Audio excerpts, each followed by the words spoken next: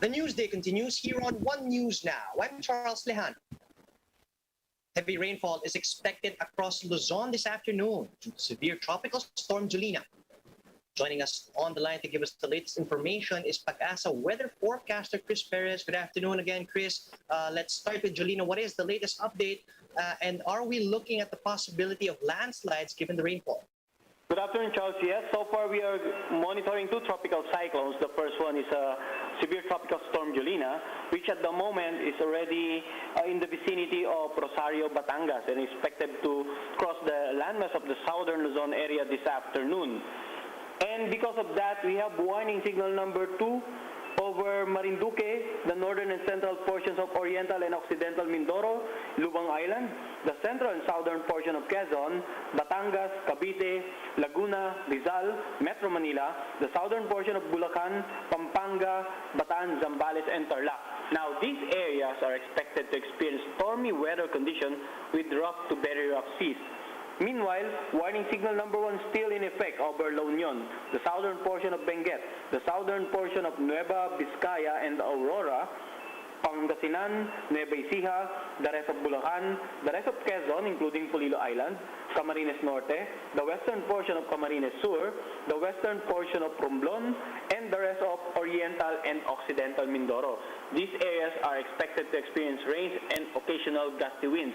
Now, residents of all the areas mentioned are advised to be alert against possible flash floods and landslides, and to continue to coordinate and cooperate with their local government and disaster risk reduction managing officers for disaster mitigation and preparation measures.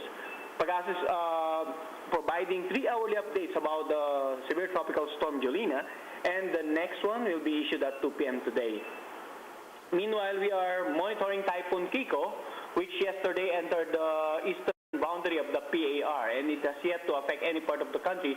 However, within the next 2 to 3 days, we are expecting Kiko to move towards the extreme northern Luzon area. So as early today, we are reminding the residents of northern Luzon to continue monitoring. There's a possibility that warning signals may be raised over certain areas of northern Luzon beginning tonight or tomorrow morning. And we will continue also to provide 6-hourly updates about Kiko. The next update will be at 5 p.m. today. Right, let's talk about Julina for a little bit more, Chris. How much rainfall are we expecting this afternoon and in the next coming days? Well, we are expecting moderate to heavy, at times torrential rains, especially over the areas with warning signal number 2. Now, those amount of rainfall may cause some serious flooding, especially in low-lying areas. That is why as early as 2 days ago, we've been informing the general public through our tropical cyclone bulletins. We've been coordinating with the NDRRMC OCD that the rainfall associated with Julina may cause this flash floods and landslides in low-lying areas, and that areas that are identified as highly susceptible about these weather hazards should be given immediate attention. Thank you. That was state weather forecaster Chris Perez. With the Taliban now controlling Afghanistan, will radical Islamist groups in the Philippines become emboldened to follow in their footsteps? Counter-terrorist experts weigh in on the issue in this report from mobile journalist Stanley Gahebe.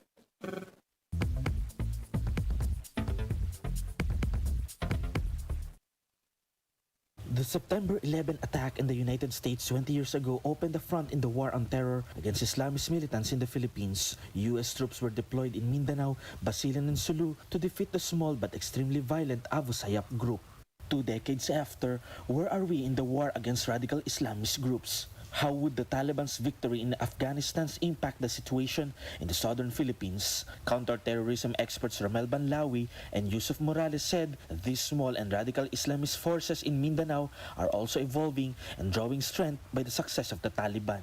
And the latest picture that I got indicating that the fighters on the ground are becoming younger. Military and police counter-terrorism experts said the local Islamist groups are more adaptive and resilient. These are not unschooled children from rural areas in Mindanao, but tech-savvy fighters who use social media to connect with other radical groups in the Middle East, North Africa, and elsewhere, including in the neighboring Indonesia and Malaysia.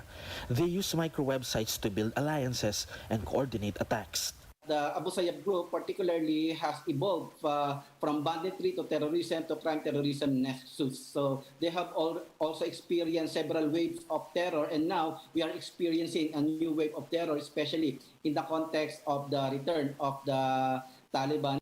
Professor Yusuf Morales said the presence of foreign terrorists in the south has changed the situation after the defeat of pro-Islamic State militants in Marawi in 2017.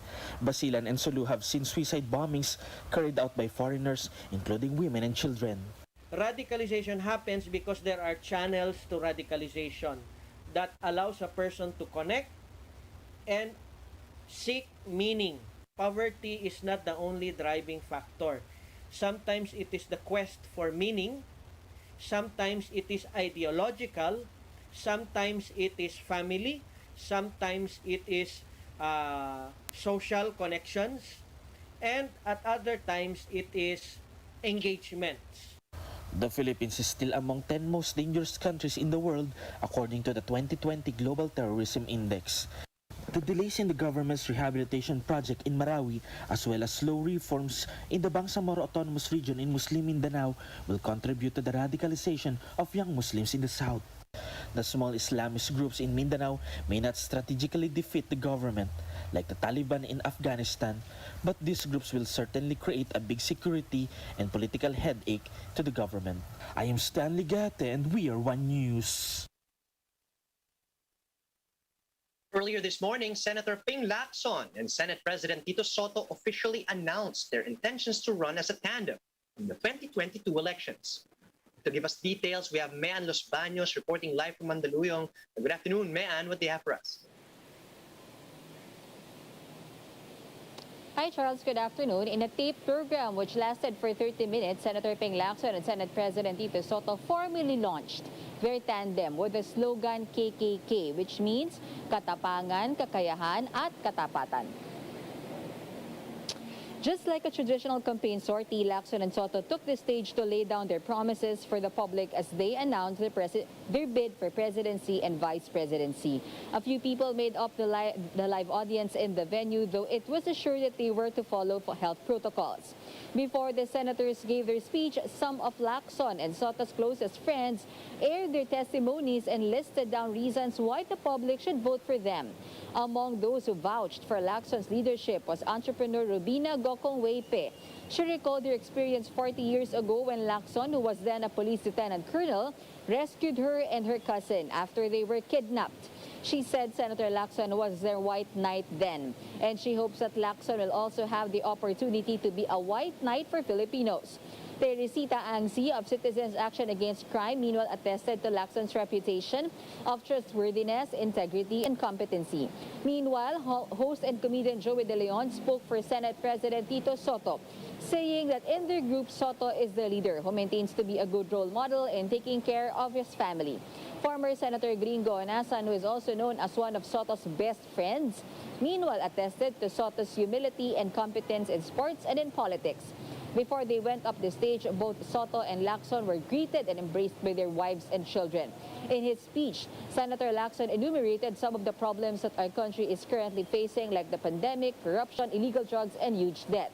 The senator noted that the challenges that the next generation will face are no joking matter, and that's why he and Soto are aiming for higher office. As according to him, they have proven their competence and courage to lead the country.